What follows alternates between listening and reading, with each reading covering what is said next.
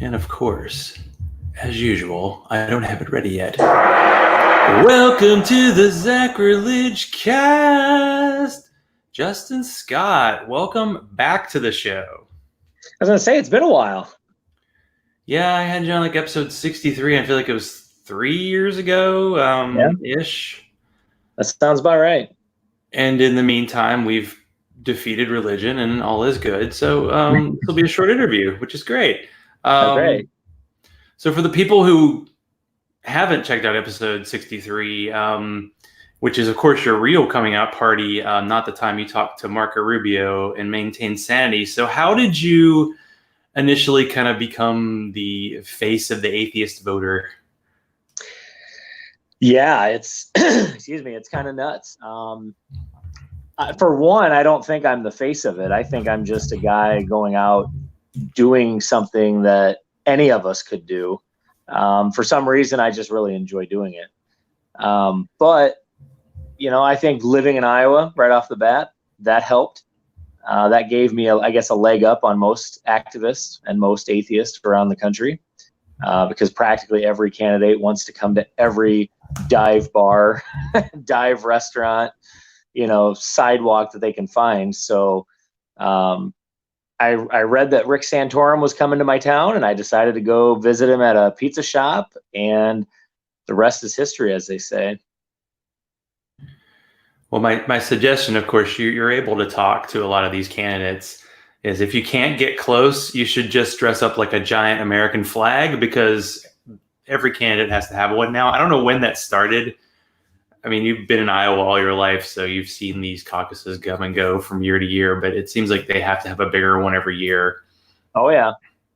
Either that or dress up like a giant cross, and then most of them will come down and, you know, stop what they're doing to take part in some religious ritual. Pretend you're praying, and then they come to join you, and you're like, "Oh, this is my Satanist prayer," and just see what the reaction. By the way, did I mention I'm an atheist, and I have three burning questions for you? Well, this isn't the most pressing question, but I just saw this on your Facebook page, and I thought it was cool and worth mentioning. So, what made you decide to add your pronouns to your Facebook intro? It's long overdue. As a privileged white cis male that never grew up with any type of inkling towards understanding what it's like to be anything other than what I am, you know, joining this atheist movement has really opened my eyes up to the responsibility of those of us in privilege. It's opened my eyes up to the folks that don't walk down the street feeling 100% comfortable about the way that society is going to view them. I mean, I always say that, excuse me, unless I have my hoodie on, my atheism is hidden from people. But for some folks, whatever it is that makes them different, they can't hide it, they can't disguise it, nor should they. So I think putting it out there, if it even just makes one more person feel comfortable about who they are and being who they are, then I think it's worth it. And I like that we're both representing like parts of our identity. You know, you're wearing your atheist shirt, and here I am with my crazy cat guy shirt. Yeah, it's all about brand consistency. So to make it kind of current, I mean, we're recording early November 2019. And last night was an election, or yesterday it was an election. And one of the big results was that Matt Bevin lost the governorship of Kentucky, although he hasn't conceded yet. So, I was going to say, don't tell him that yet. This could be a harbinger, as I think you mentioned on your Facebook page. So do you think this is like a preview of what we're going to see in November of 2020? I sure hope not. I mean, I sure hope not, but you know, dealing with what we've had to experience the last 3 years, you know, it really wouldn't surprise me. Yeah, it's been quite a journey, I'll just say. So, first, I didn't even mention beforehand, you know, I'm drinking the Oak Spire from New Belgium. That's the first beer. And if that doesn't work, I thought this was a good name for a beer, Departed Spirit, for round two. So Departed Spirit should become my new Twitter handle. There you go. I have a feeling some people might already take that, but you never know. Twitter's interesting. So Iowa has a caucus, not a primary. So for like politics 101, since I can't make inappropriate dirty jokes here, what is a caucus, and why does Iowa decide that's the way to go?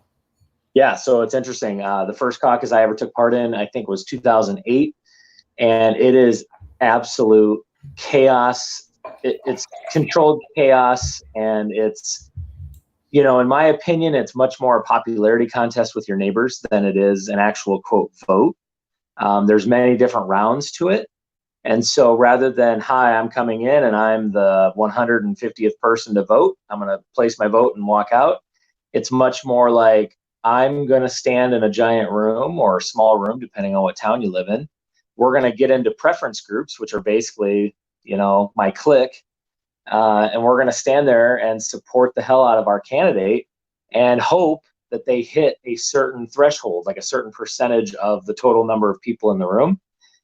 Excuse me. And if your person does it, they move on to the next round. And if they don't, you basically have three choices. You can go join another preference group. You can be stubborn and dig your heels in and say, no, I'm going down with the ship. Or you can get up and go home.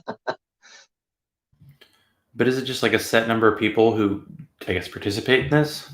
No, and that's kind of the beauty, but the chaos part of it is that since it happens in small precincts in different parts of towns, you could have, 10 people show up total. You could have 1,000 people show up.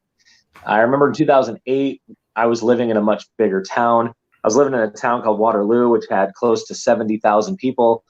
We did the caucus inside an elementary school gymnasium. And I just remember it was absolute chaos. I mean, it was as if Barack Obama had shuttled people into his side. And, all these other candidates may have had like 4 or 5 people, and that was it. And so even just the sheer, oh my goodness, I'm the only one in this corner, and look at all these people over here.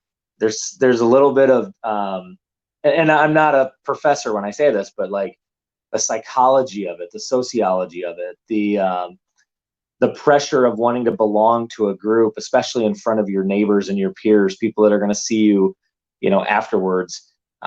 It's a very unique thing. And I've been on both sides. I've been with the unpopular candidate and I've been with the very popular one. Yeah. And when does that happen next year? It'll be the February 2nd or 3rd. I don't have it written down. Everyone thinks that I'm some master at this. Really, I just like to go out and talk to these candidates. And why is it that, or how did Iowa get to be like so early in the process? Because clearly them, and I guess New Hampshire, like the early ones, and the candidates are obviously spending a lot of time and money there to get the word out. But I wondered how like Iowa became, on top of this. Yeah, and I've tried to dig into that to myself, and the consensus or the general idea that I've gotten is that it really just became, they had so much success early and there was such a push to get people here. And I don't know that it was so much the results of it, because I don't think it's 100% accurate. I mean, it doesn't hit a home run every single cycle. But yeah, some of my friends around the country always ask me, like, why the hell do we care about Iowa? I mean, we're mostly white, we're mostly Christian, and we don't always get it right. Excuse me. So I'm not really sure why Iowa continues. I'm not going to complain. I enjoy it. What do you think Iowa voters, or because of all this extra attention, do you think Iowa voters are more knowledgeable than people, or do you think the ones, they're just more, like a smaller group, but that group is really into the whole political process? I want to say it's more the latter. When I go out on these campaign stops, you might get a handful of questions that are very pointed and very nuanced and look deep into the policy, like, hey, Elizabeth Warren, on page 47 of your 90-page policy, you use this word instead of that. Very rarely will we get that. But for the most part, it's just a lot of emotion. It's a lot of, this thing is hurting my family, or this thing that's not law is hurting me, and I would love to see it be. It's more discussions like that. What are you going to do to take care of me? What are you going to do to make me feel better? So by no means do I feel like Iowans are smarter than any other voter bloc in the country, I guess. Yeah, just curious about the timing, because I'm in Georgia and we're part of like Super Tuesday. So we're always in kind of a mass where like 20 states are voting at once, and plus Georgia's still fairly red. So you kind of know what's going to happen. Although, Right. Atlanta's the blue dot. I was wondering, before I get to kind of like what your platform and kind of your goals are when talking to candidates, are there like issues and concerns that you've heard from people that have been kind of surprising, like things that have come up from just other people who are coming to these rallies that you think either candidates are ignoring or like become really big issues at the moment? Healthcare is dominating the conversation right now, and rightfully so. I have been fortunate enough not to be too unhealthy, or I've avoided becoming very sick, but I was recently diagnosed with type 2 diabetes. I don't talk a lot about it because I'm trying to manage it and understand it, but I can now realize what it's like to have something that's never going to go away, and at a moment's notice could spiral out of control. And it's very important to know what plans these candidates have to deal with situations like that. I've been very pleased to see the evolution of the LGBT discussion, not just the points that people are making and the questions that they're asking, but this willingness to put it out in the forefront. I mean, I can remember in 2008, it was all foreign policy, and it was all about, is Obama qualified enough? Is Hillary a war hawk? Is Joe Biden the smartest man in the room? And here we are, what is that? Several elections later, talking about these social issues, which I don't figure, I'm not necessarily a millennial, but I guess as a younger voter compared to the average 65-plus-year-old voter, it's kind of reassuring that we're focusing on all these other issues. So to answer your question and to summarize it, there hasn't been a question that's really stood out. There hasn't been one that keeps getting asked that I wasn't expecting. But I just appreciate those that do ask questions. I mean, they know exactly what they want to ask. It's not like people are forcing them to ask questions. So yeah, but there are plenty of, I guess, volunteers. But so how do you convince people that when you're asking for secular people to be recognized, that you're not actually wanting special or extra rights? Yeah. Even saying secular is kind of dumb, because obviously America is a secular nation, but I don't know if a lot of politicians and especially a lot of voters really know what that means. Yeah. I mean, the double-sided sword this go around is that most of the candidates that I'm talking to are from the Democratic Party. And so there's this assumption that they're going to be more friendly to our community and to what's important to us. Oftentimes there are candidates that make me wonder, that really make me wonder if they're on our team or if they're cheering for us. You do hear that. You do get this sense of like, I mean, even in the videos that I upload, it seems as if the first thing they like to do is distance themselves from me as an atheist. So a lot of times at the very start of their answer, they'll say, so you're an atheist. Well, I'm a Methodist. Or, okay, you're an atheist. Yeah, I'm something different. Yeah. Yeah, like I'm a Christian. And it's like, but why is that relevant? Like why do I care what you are when you answer? I mean, let's flip it around. What if I was an atheist candidate and a Christian said, how are you going to protect my rights? I mean, it'd be very awkward if the first thing I answer with is, well, let me tell you, because I'm an atheist. Let me explain to you, mere Christian, what I think about things.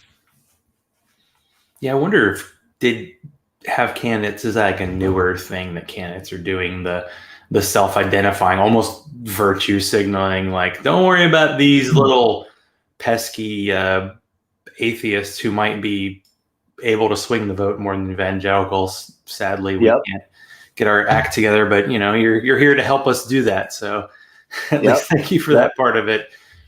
So what has it been like? Going back, I think it was 2 years ago. I went to a Chuck Grassley event inside a courthouse, and this is a great video to go back and watch now that we're chatting about this. But I'm sitting down in essentially what is like a pew, and he comes out to take my question. He's like looming over me, and I said, "Mr. Grassley, or Senator Grassley, I'm an atheist.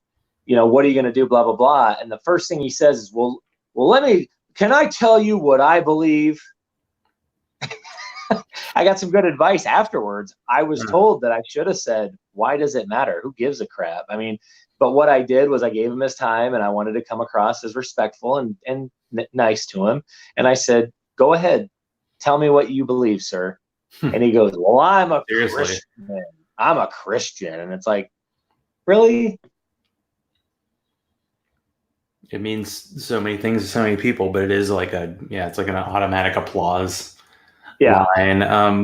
But you've been going. I like what you said a little bit ago about how it's kind of like, don't worry, fellow Christians, we're all good. Let's just all hold hands and get through this question. Well, we can do it. I mean, isn't it in an era of kind of an us-them thing, and this does become that? And it's really hard when you are the them to like make yourself into an actual human being, because if you are the them, then you kind of can get discarded a lot easier. And you would hope like, okay, we're talking to Democrats this time, because you were talking to a lot of Republicans, I think, in the 2012, 2016 cycle, and we thought that was a clown car, and now the Democratic situation may seem that way, but at least they're narrowing the field, hopefully. So what have some of your encounters been? I've seen that you've been with Elizabeth Warren. I think, did Bernie Sanders come yet? I know you talked about the previous cycle, and then Pete, can't never pronounce his name, Buttigieg something. And of course, Joe Biden, but we'll be talking about Joe Biden here. So far, I've been able to at least mingle. I say mingle just in the terms of going up, taking a selfie with them, getting, a smile, I guess, with Cory Booker, Julian Castro, Joe Biden, Elizabeth Warren. Goodness, I'm trying to think. I think Bernie, I haven't had a chance to do one-on-one with yet, but I've already had a chance to talk to him before, and of course, he gave a solid answer. So I don't worry so much about that. I think for him, the question I would want to ask would be very precise. It would be one of those questions of very nuanced. What about this? And I think once I get past, and maybe I'm letting the cat out of the bag, but once I get past this whole secular outreach director thing that I was trying to cause a stir with, I think my next plan of action is to really dive into healthcare, because there's such a tie to church-state separation, especially with the Catholic takeover of healthcare, and with the rights of patients being threatened every day, not only on a state level, but federal level. Yeah. So what made you decide that the kind of issue you were going to go after with these candidates, at least at the moment, is having is it secular outreach director? Is that the kind of position you're asking them about? Yeah. So it was actually thanks to the Friendly Atheist podcast, and I'm not trying to name drop on your show, but somebody had somebody had submitted a guest write-up a couple months ago about, when is a candidate going to do it? And I remember when I read it, I kind of went, oh, that's kind of cool. And then I just went back to life. And as I decided that I was going to go out and start doing this again, I kept tossing around ideas for questions. And since we're not dealing with those that are, some could argue, opposed to church-state separation, I had to think about a different approach, one where they wouldn't see it as an attack, one where after I get done asking it, even if it generates a lot of headlines, they're going to want to still work with our community. And so the thought that I have was, instead of asking them, what are you doing to appeal to atheist voters? Because the likely answer I always get on that is, I want everybody's vote. Next question. And so it's more than just don't ask them a yes, no question. It's more of get them talking about something where they can't brush it off. They have to answer with a long-winded question or a long-winded answer. If you're Joe Biden, it's like a 3-hour answer, but I was happy that he took my question. Yeah, he's a talker. I did see the segment of the video we were asking him about the outreach. Yeah. And then, but didn't you ask him about whether he had like a religious outreach? And he said either no or he didn't know that he had one, and he did. Yeah. So, I got to poke fun at Joe. I've met him several times. He's actually a really nice guy. But in about hour 2 of his answer, he turns around and he says, well, I don't have a religious one and I don't have a secular one. And it was wonderful because after the video and the exchange was posted on social media, somebody on the Twitter world posted something to the effect of, there goes Joe lying to atheists. And I went, whoa, what is this about? And sure enough, I saw that he had actually hired one in South Carolina. And so that totally changed the script. And even if I would have known that heading in, sometimes you play stupid and you just let them walk themselves into a corner to see, how they respond to it and how they work themselves out of it. Well, are you really aiming for like a gotcha moment, or is it more like just to get this subject at least hopefully some airtime? I would say every candidate changes my approach. If they've been somewhat either hostile to either non-religious voters or non-religious people or our community or church-state separation, then the pendulum swings a little bit more towards let's try to get them into a corner. It's not a mean thing. It's not I don't have any ill will towards any of these candidates. But those that have been very vocal for their support for us, it's not that you back off. It might just be that you don't press as hard. Well, who's been, I guess, the best of the people you've been able to talk to? So that's kind of hard to gauge. I always wonder that too, because it always sets me up for the next time that I go out to talk to them.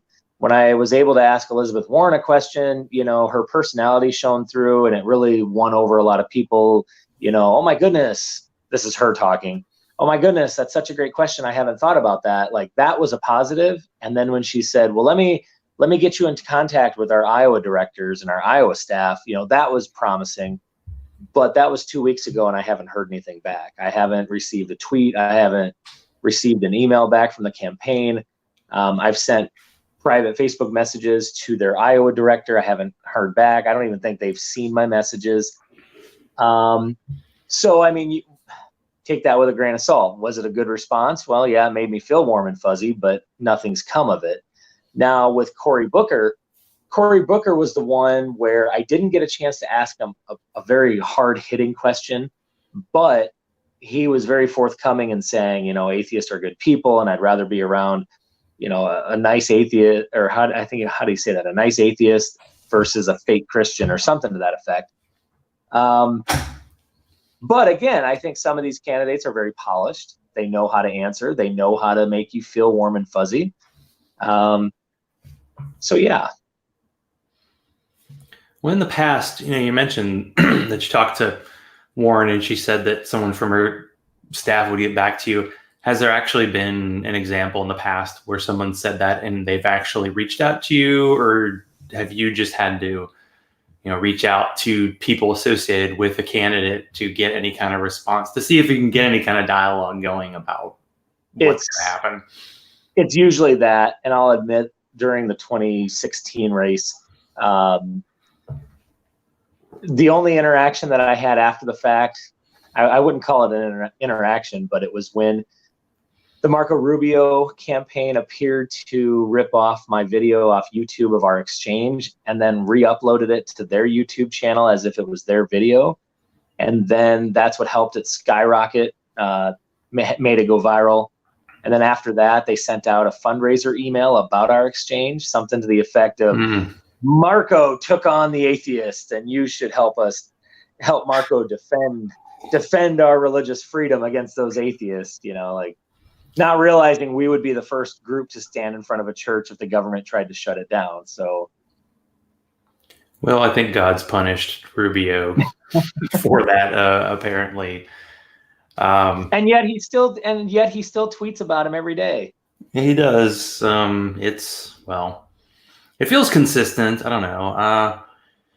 So do you have, I don't know, from your experience with the candidates, do you feel like you have a favorite at this point, or is it more, you're trying to, talk about the secular point of view and get that out? Like at this point, does it even matter to say like, hey, I prefer this candidate, or is it more like, hey, I just want to get to talk to as many people as possible and get the message out? I would say it's that. I don't go into this wanting to speak on behalf of the atheist community. I don't come out expecting to say, you know what, I've talked to all of them and this is who you should vote for. Because also being tied in with American Atheists, it's a nonprofit, and we try to remain as nonpartisan. Right. Yeah, you gotta be neutral. We try to remain as nonpartisan as possible. And our thing is, for those of you that follow me on Facebook, I said the other day, one of the things I enjoy really doing is talking to the Republican side and the conservative side.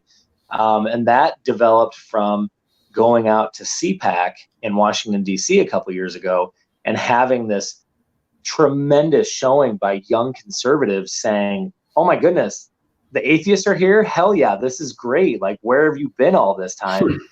And so, diving into a side of the political world that I don't think even can wrap its head around the idea that atheists should be a vital part of their movement.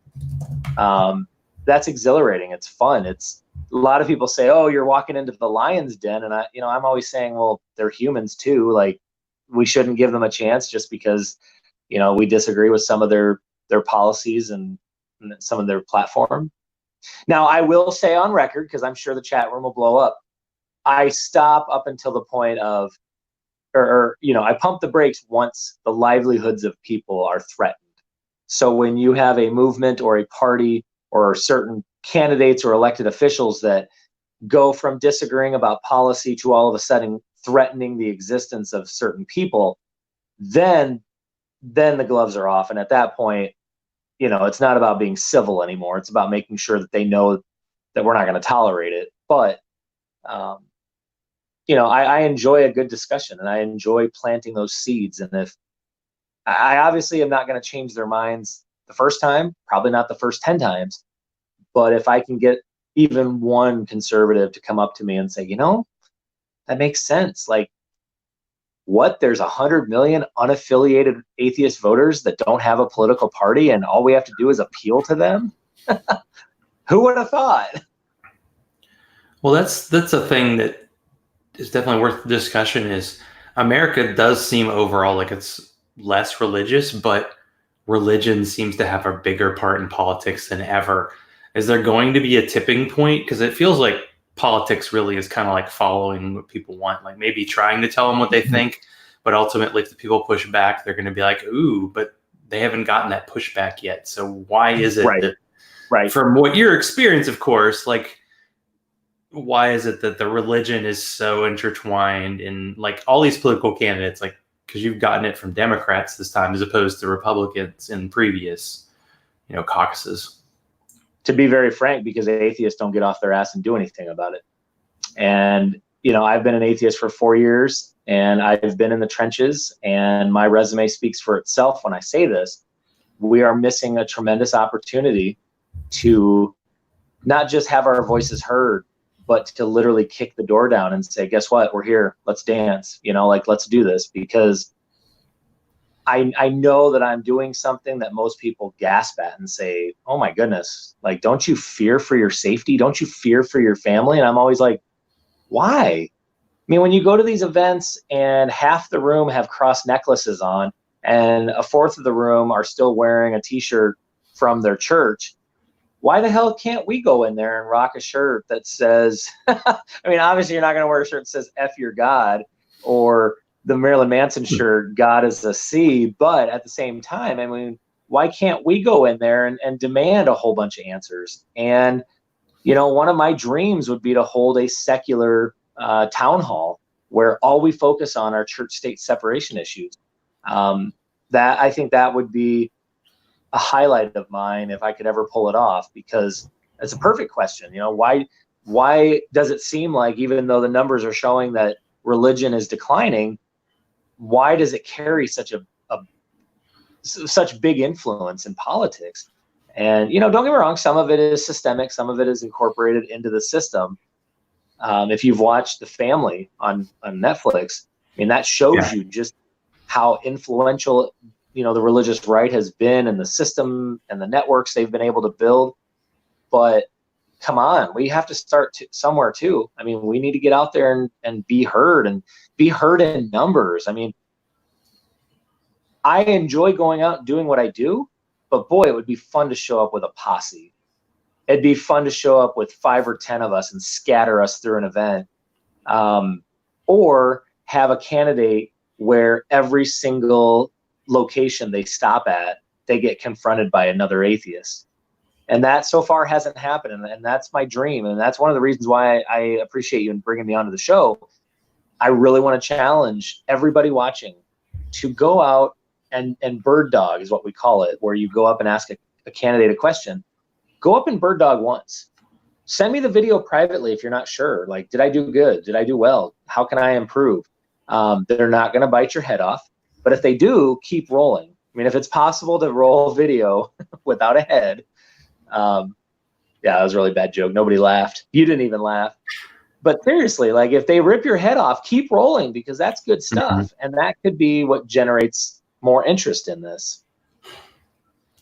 Well, I guess in Iowa, there are a bunch of events, but is it pretty easy to figure out, like, okay, a candidate's going to be here on this day and just show up? Because when you say Iowa, it's not like Iowa's this tiny state. I mean, you got to make your way around a lot to get to some of these events, right?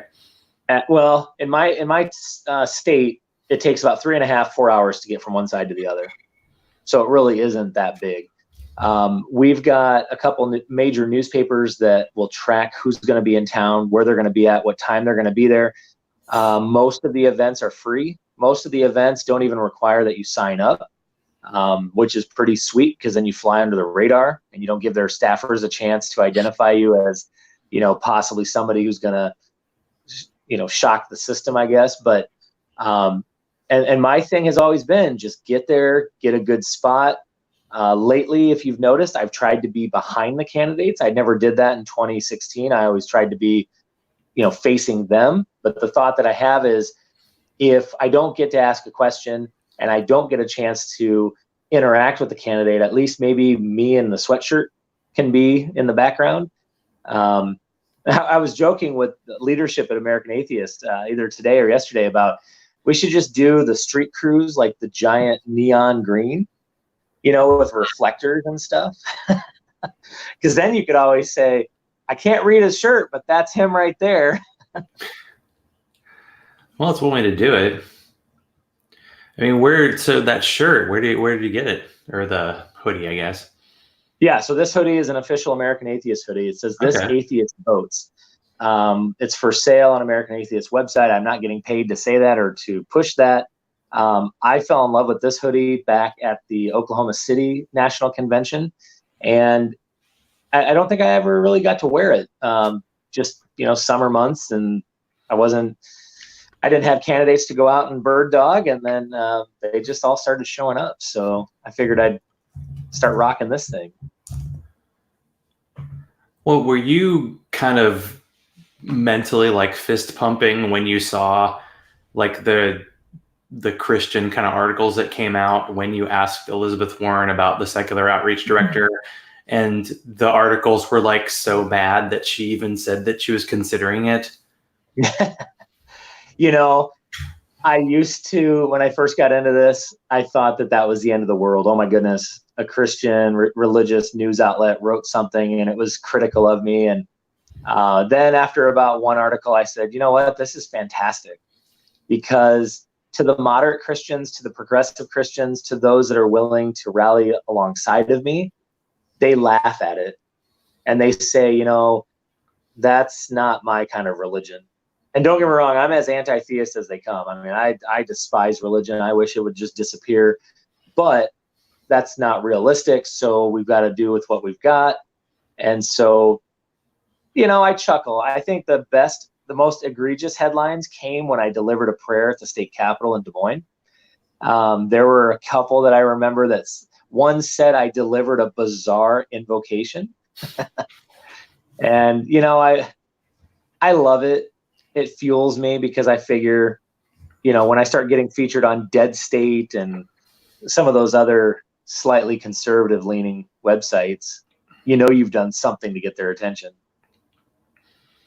Yeah, it's true at this point. Yeah, any attention is good, and it's not.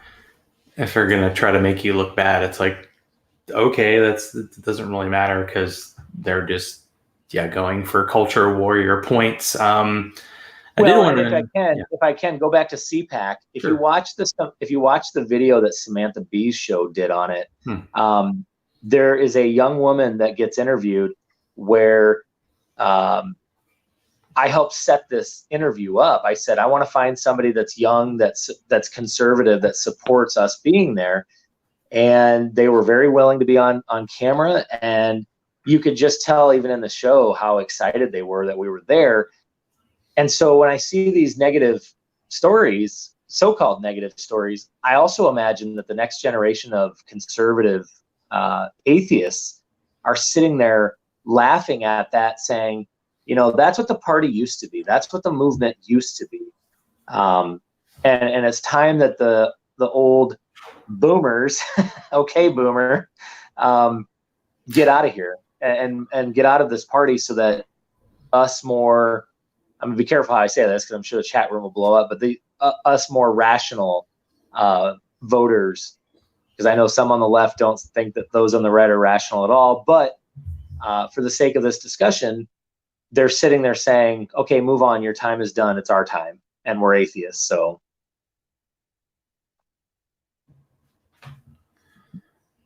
I wanted to ask about, because you were researching this, and this doesn't really have anything to do with atheism or your current political thing. Your great-grandfather getting inducted into the Jackson County, Iowa Historical Society Hall of Fame. And, what was it like kind of getting to know your family and this story? Yeah. So my great-grandfather is one of my favorite humans ever. Obviously, I knew him my whole life. I didn't really get to start knowing him until I was a teen.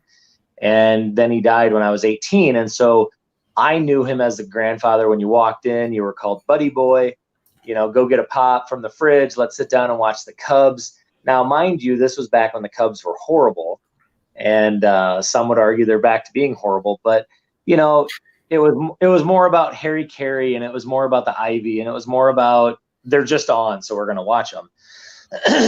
Well, anywho, I never had a chance to dive into who he was and what his life was like. And so fast forward now, I'm married. I've got 3 kids. I really wanted to find out, who was this guy? Why did some of my family members call him a war hero? For those that don't know me, I'm not a big war hawk. I think we could get through things without war. I understand there's a time and a place. But anyway, he was 29 years old. He was married. He had 5 kids, and he still decided to go to World War II. He was over in Europe. So he survived the Battle of the Bulge, was marching towards Berlin, ended up seizing one of the last remaining bridges over the Rhine River. He was one of the first soldiers across the Rhine River since Napoleon. And anyway, that's just his war story. And then I come to find out that he was in this CCC camp, which helped with state parks around Iowa. It was a part of the federal New Deal program. And then after he gets back from the war, he works at, like an engines company, and he becomes a union boss. And so he just has this amazing life where he's doing all these things, but it's mainly for other people. And so I don't know. The same fire and energy that I gave to atheist activism, I really put into, I want to know his story, and I want to make sure as many people as possible know about it. And it just so happened that when I was researching it one day, I found out that this historical society back where I'm from does a Hall of Fame. And so at the time, I didn't feel comfortable nominating him. So I just kept researching for about a year, and then finally it just hit me, and I was like, yeah, I have to nominate him. And I was beyond blown away when they got a hold of me and they said, it was a unanimous decision. He will be the only inductee this year. His story is just amazing. And that was a proud moment for me because, I went into it not knowing a lot about him. I ended up finding out more about him than I ever thought I would. And then just on Sunday, I got to give the keynote presentation before they inducted him, and to see all of his kids, well, all of them except for one, who lives down in Alabama now, all of them there. It was an excuse for the family to get together. We had a really nice dinner afterwards. That's something I'll never forget. So as much as I preach, get out and bird dog people, I also want to say there's a love of genealogy and family history. And I encourage all your viewers to go out and dig into your grandparents' past, or if you're older, your parents' past. Put a video camera in front of them, ask them a million questions, and then do it the next day. Dig through their attic, dig through their basement, see what you can find. And if anybody wants any help with that, hit me up. I'd love to help you with that. That sounds really good because it is, you get to know kind of your own family history. And then you're also just, hey, that was a cool person who did good things for other people, which I think hopefully ultimately we're all trying to do is like, really, don't we want everybody to have better lives and try to make it happen? And if we can, I mean, think about your areas of expertise. Like I'm sure there are a lot of people who'd be like, well, I just don't think I could go to a meeting and ask a question of a political candidate. And you're like, well, I never did it before, and now I've done it 100 times. So it's there. And to have, hey, there's an expert out there who's willing to, give you a little bit of time to get you started, and then you can be the expert down the road and let other people know. That seems like. And I will absolutely be your number one cheerleader. For any of you that have always wanted to try this and you just thought, man, I just don't have anybody to model this after, hit me up. I mean, I'll give you my cell phone number. We'll video chat. I'll tell you all the ins and outs of what to do, what not to do, all the mistakes that I made along the way when I first started. The biggest one, honestly, is something so stupid as turning your phone to airplane mode right before you hit record, because there's nothing worse than having a candidate sitting there ready to take a question from you. And all of a sudden your mom texts asking, like what your kids want for Christmas. It's like, Mom, leave me alone. I'm doing this thing. 'Tis true. Well, I don't get to combine my loves of not religion and football often, but I did see you posted on Pat Tillman's birthday. So why did you want to post about him and his life? Because talk about somebody who's been used for, I think, means that were totally opposite of what he was trying to do with his life. Yeah, absolutely. So I'm a lifelong football fan, Bears fan. I guess our season's pretty much done now. I forget that the Cardinals actually were initially in Chicago. So there you go. Right. And so he played for the Arizona Cardinals. Right. With Pat Tillman, he was such a character and such a personality. And, when you heard that he was giving up this huge, lucrative contract to serve in the military, and then to come find out that his death was basically a mistake and an accident, and the government tried to cover it up. And then I believe it was at his funeral where they tried to, imply all these religious things, and there were these religious undertones. And I believe it was his brother that was like, basically back up, that's not who Pat was. I really wonder, and I think I put it on Facebook, maybe I didn't. I wonder if Pat today would have been an activist with me, going out and doing these things. And I think that would have been amazing to see somebody of his stature and his celebrity using it to help promote critical thinking and reason, and or just straight up anti-theism, which I don't think gets enough credit. I think there's definitely a space for people that absolutely oppose religion. I think we just have to channel it and use it productively. Yeah, I don't know if Pat Tillman would be in favor of this military love thing the NFL has, and the fake patriotism. Speaking of there's the whole thing. The NFL's doing their military thing, and I think they might give a very small percentage of their profits of all these camouflage hats and stuff to the military, but the military pays them to do this. Right. Right. pregame stuff that people are like, this is patriotic. It's like, well, it's patriotic in that there's a capitalist side to it, but it's kind of a Right. recruitment video, and it's really weird. I mean, sports is like a super conservative area, and like this week, Donald Trump's going to the Alabama LSU game, and basically like Alabama's told their students, you can't boo, you're going to lose your tickets to our very good SEC football team. And it's like, free speech people, you're going to speak up? No, I'm hearing crickets. Yeah, that's what I'm hearing. You know, imagine this, and I thought this too after seeing Pete Buttigieg. But with Pat Tillman, imagine if it wasn't Kaepernick that took a knee. Imagine if it was Pat Tillman taking a knee the way Kaepernick did. I think some minds would have exploded. But then also with Pete Buttigieg, here you have an openly gay candidate who's also a veteran. And so some people in this country that love our troops no matter what and love our military no matter what, but aren't sure about gay people, you know, I'd like to be a fly in their brain to see how they reconcile that. True. So before we get to the very, very end, is there anything I didn't cover that you want to talk about? You know, and we will at the very end, let links and where people can find you. That'll definitely. Yeah. We'll get there.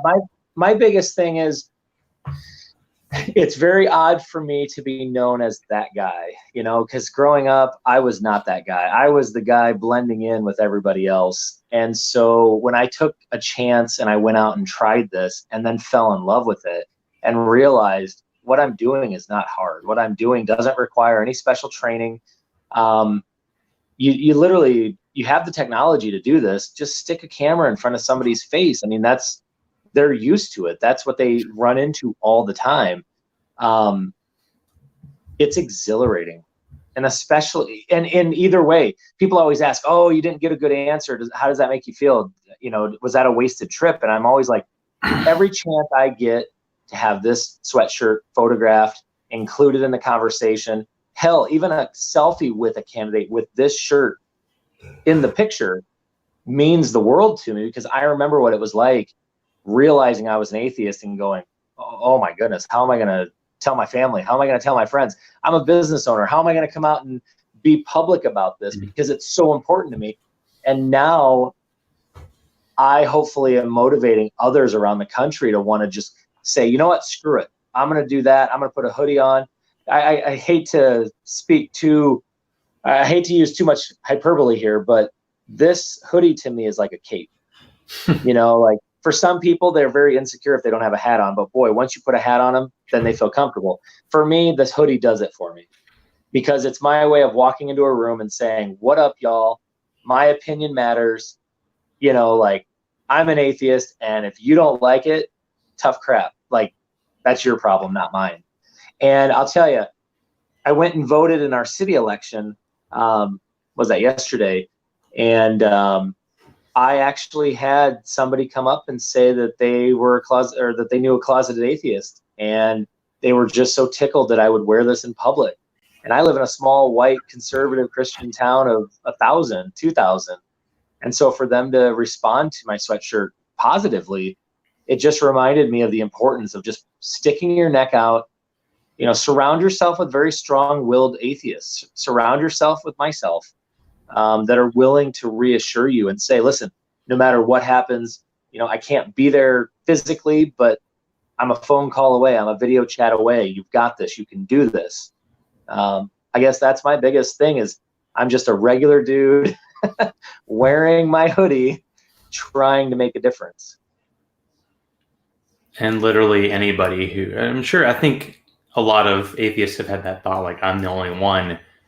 And even if you find one, you've doubled your numbers. So there you go. Right. And it's good to see. And maybe it does take someone being maybe more outgoing than they are normally, just to kind of get us closer to at least someone having a conversation, not looking at you like an alien, just saying, oh, this is just a human being who has 99% of the same life as me. There's just this one thing we have that's different. Here's a challenge to your viewers that are on the fence. To your fans that sit there and go, there's no way I could ask a question to a candidate. You know what? I'll give you my Twitter account. What I want you to do is at the next city council meeting or when your state legislature gets fired up, I want you to wear an atheist shirt and take a selfie of you at a meeting, a council meeting, a school board meeting, and then just send it to me and say, this is my first time, and send that to me and I'll retweet it. It's about small victories, and it's about building up confidence to say, you know what? I went to a school board meeting and it was fine. I went to a city council meeting and it was fine. I went to the state house and that was fine too. And all of a sudden they will start to see this history of, I went to these things, I was scared at first, and then I was fine. And I think slowly but surely we could build this secular army and have people that are willing on a moment's notice to say, hey, so-and-so candidate's going to be down the street, do your thing, let's go. Because then it gets fun. Then it gets to be like, ooh, you should have asked him this follow-up, or ooh, you know, like, what if you would have turned your camera just a little bit this way? Then it becomes less about, holy crap, you did this thing, and more about, now we can really split hairs and try to really improve on it. Yeah, I would guess just with the more minds involved, you're probably going to people come up with interesting questions and then things to do to get attention, and yeah, it'd be great. So Absolutely. Of course, we've been talking about your activism side, but of course, there's more to just than that. You're a multifaceted human being. So is there a secret unknown talent that people may not know about that you have? Oh, goodness. Not let me think. Talent. Or someone with 3 kids, and maybe you have a dad joke they're out there. Yeah. I just built my kids a pallet igloo for winter. I'm not a handyman by any stretch of the imagination. I've had to kind of just learn that as I went.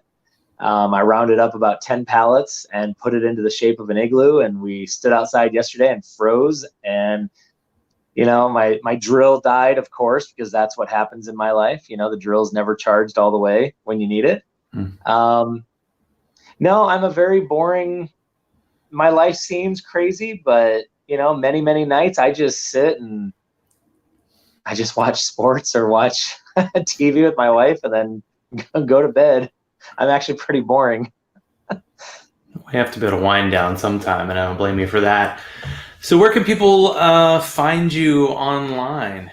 Yeah, so Justin Scott on Facebook is actually, I'm much more of a Facebook user than anything. I sometimes forget to use Twitter. Look for the headshot of me with this hoodie on.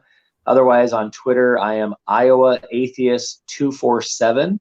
I thought I was going to be slick and use 24/7, like I'm an atheist all the time.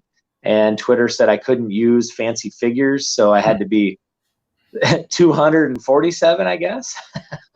But yeah, I'd love to interact with some of you. Ask me anything you want. I mean, we can even do a private chat too if you're just not confident putting it out there or comfortable putting it out there in public. But at the end of the day, just be an agent of change for somebody, whether you know them or not, because there are always going to be people watching, even when you're not sure that they are. And even the smallest gesture can mean the most to a lot of people. Well, thank you, Justin, for being on and for getting past the IT issues, because Justin was trying to get on using his computer and didn't work, so he used his phone. And it was the first time I've had issues with StreamYard, so for next time, StreamYard, get your act together. But thank you for being on and taking the time, and we'll be looking for your videos, and we'll see you with a Democratic candidate and maybe a Republican near you. So absolutely. And if you ever think of another show idea during this race that you want to do, I'd be more than happy to come on. I've enjoyed your show. I appreciate the opportunity, and let's create that army based on your show. We'll call them the Zach Army. And maybe not like 140 episodes between appearances too. So that's a good idea right there. Yeah. Well, I've enjoyed it. Thank you for having me. Well, thanks. It's been good. Absolutely.